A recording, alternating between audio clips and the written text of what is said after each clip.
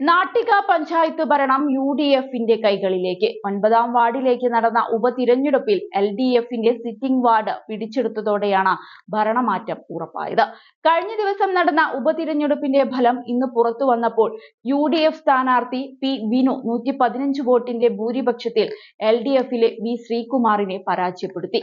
UDFന് 525 വോട്ടുകൾ ലഭിച്ചപ്പോൾ LDFന് 410 വോട്ടുകൾ മാത്രമാണ് നേടാൻ കഴിഞ്ഞത്.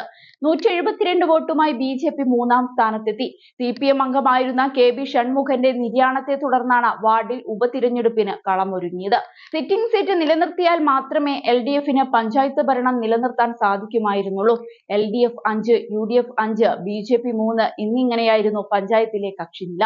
9ാം വാർഡ് പിടിച്ചെടുത്തതോടെ UDF അംഗങ്ങളുടെ എണ്ണം 6 ആയി ഉയരുകയും ഭരണം ലഭിക്കുകയും ചെയ്തു.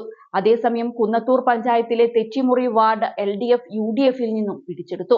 കണ്ണൂർ ജില്ലയിലെ മാടായി പഞ്ചായത്തിലെ മാടായി വാർഡും കാണിച്ചാർ പഞ്ചായത്തിലെ ചെങ്ങോം വാർഡും LDF നിലനിർത്തി.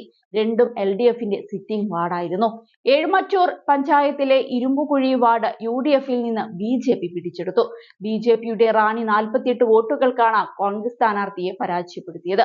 അതോടൊപ്പം കോട്ടയം അതിരമ്പുഴ പഞ്ചായത്തിലെ ITI വാർഡ് UDFിൽ നിന്ന് LDF പിടിച്ചെടുത്തു. കേരള കോൺഗ്രസ് എമ്മിലെ മാത്യു TD 216 വോട്ടുകൾക്കാണ് വിജയിച്ചത്. നിർണായക മത്സരം നടക്കുന്ന ഇടുക്കി ബ്ലോക്ക് പഞ്ചായത്തിലെ കഞ്ഞിക്കുഴി വാർഡിൽ UDF ലീഡ് നിലനിർത്തിയിരുന്നു. ഡിവിഷൻ അംഗം കൂറുമാറ്റ കേസിൽ അയോഗ്യയായതോടെയാണ് ഉപതിരഞ്ഞെടുപ്പിനിവിടെ കളമൊരുങ്ങിയത്. UDFിലെ സാന്ദ്ര മോൾജിനി, LDFിലെ സിൻസി ജോബി, BJPയിൽ നിന്നും സിന്ധു സുനിൽ എന്നിവരാണ് മത്സര രംഗത്തുള്ളത്.